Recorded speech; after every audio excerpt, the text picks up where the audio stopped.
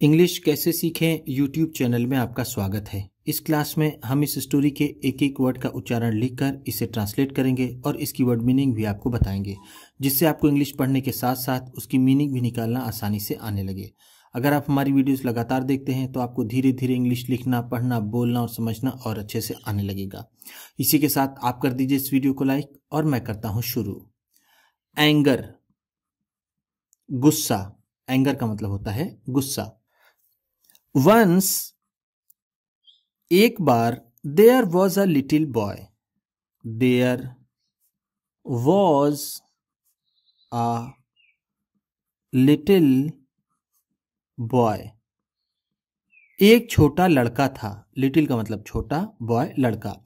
Who had a bad temper. Who had a bad temper, जिसको गुस्सा करने की आदत थी। बैड टेम्पर का मतलब होता है जिसे जल्दी गुस्सा आ जाए, यानी जो जल्दी से गुस्सा हो जाए। हिज फादर, उसके पिता ने, गेव, दिया, हिम, उसे, उसके पिता ने उसे दिया, a bag of nails, a bag of nails, कीलों का एक थैला। नेल्स का मतलब होता है कील, बैग, थैला। एंड सेड, और कहा, एवरी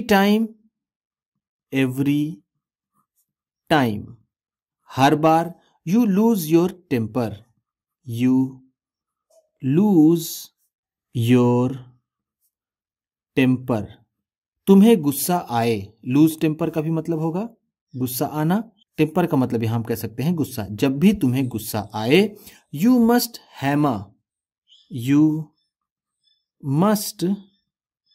हैमर, तुम गाड़ देना, अ नेल, एक कील, इनटू अ वॉल, एक दीवार में। वॉल का मतलब है दीवार। जब भी तुम्हें गुस्सा आए, एक कील तुम दीवार में गाड़ देना। द फर्स्ट डे, पहले दिन। The boy had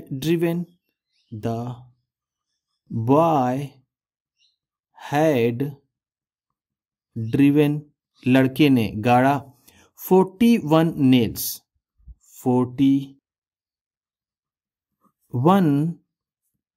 nails, 40 कीलें। into the wall, दीवाल में। over the next few weeks,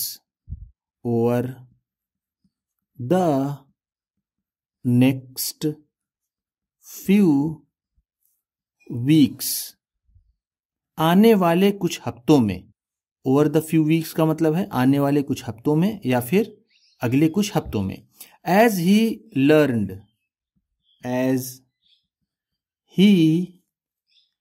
learned, जैसा कि उसने सीखा था। टू कंट्रोल हिज एंगर, नियंत्रण करना या फिर नियंत्रित रखना। हिज एंगर, अपना गुस्सा। द नंबर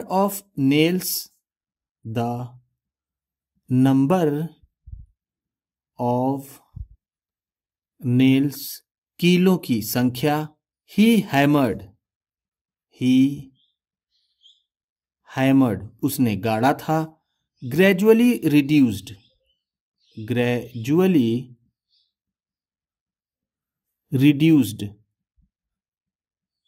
धीरे धीरे कम हो गई। ग्रेजुअली का मतलब है धीरे धीरे, रिड्यूस का मतलब होता है कम होना। रिड्यूस्ड है तो कम हो गई। ही रियलाइज्ड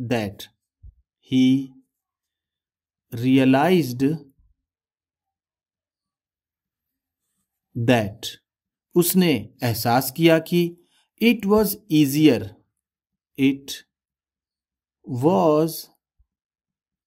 ईजियर, ये आसान था। टू कंट्रोल हिज टेम्पर, नियंत्रित करना। हिज टेम्पर, अपने गुस्से को, then to drive, then to drive, गाड़ने की तुलना में या फिर लगाने की तुलना में, दोज नेल्स, दोज नेल्स, उन कीलों को, इनटू द वॉल, दीवार में, दीवार में उन कीलों को गाड़ने के स्थान पर गुस्से पर नियंत्रण करना आसान था, उसने ऐसा एहसास किया। फाइनली अंत में, द डे केम, वो दिन आ गया, when the boy, जब लड़के ने, didn't lose, नहीं खोया, his temper, अपना आपा या फिर अपना नियंत्रण, at all, बिल्कुल नहीं, वो दिन आ गया जब लड़के को बिल्कुल भी गुस्सा नहीं आया, हम ऐसा कह सकते हैं। He told his father, उसने बताया, his father, अपने पिता को, about it, इसके बारे में, and और the father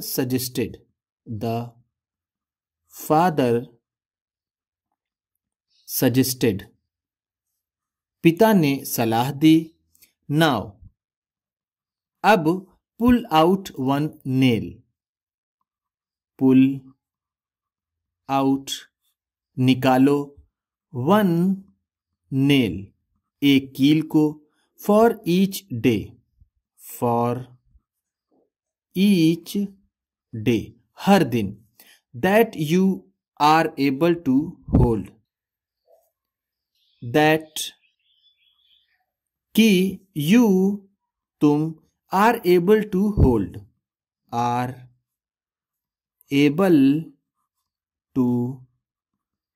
hold, नियंत्रण करने में समर्थ हो, your temper, अपने गुस्से पर, अब तुम एक कील रोज निकालो जब तुम अपने गुस्से पर नियंत्रण करने में कामयाब हो जाओ या फिर नियंत्रण कर सको। डेज पास्ड, दिन बीतते गए, एंड द यंग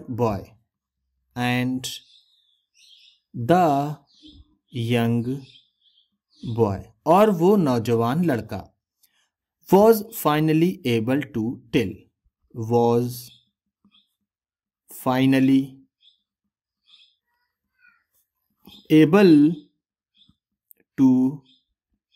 tell, अंत में बताने में कामयाब हुआ या फिर अंततः बताने के योग्य हुआ। his father, अपने पिता को, that कि all the nails,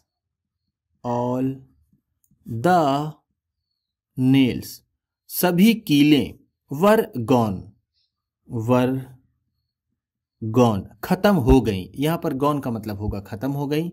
अंत में वो अपने पिता को बता सका कि सारी कीलें खत्म हो गई। the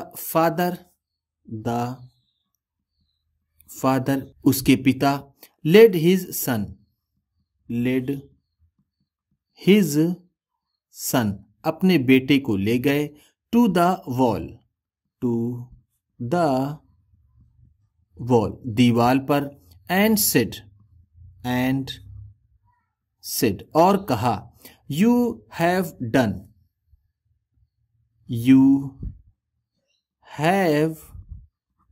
तुमने किया है, well, अच्छा काम, तुमने अच्छा किया है, my son, मेरे बेटे, but, लेकिन, look at the holes,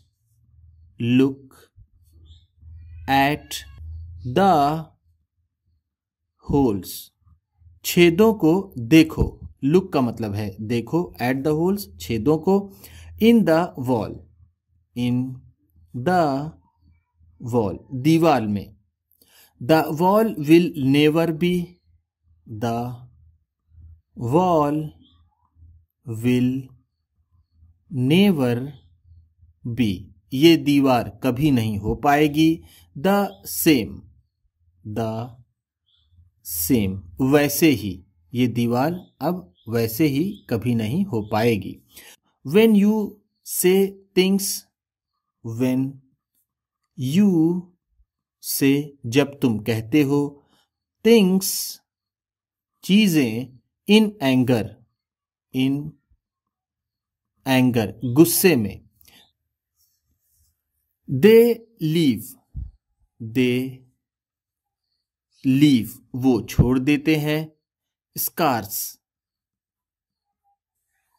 दाग, स्कार्स का मतलब है दाग, वो दाग छोड़ देते हैं, just like these once, just like these once इन्हीं की तरह, जस्ट लाइक का मतलब है तरह, दीज वंस इन्हीं की, it won't matter, it won't matter इससे फर्क नहीं पड़ता, how many times, how many times कि कितनी बार, यू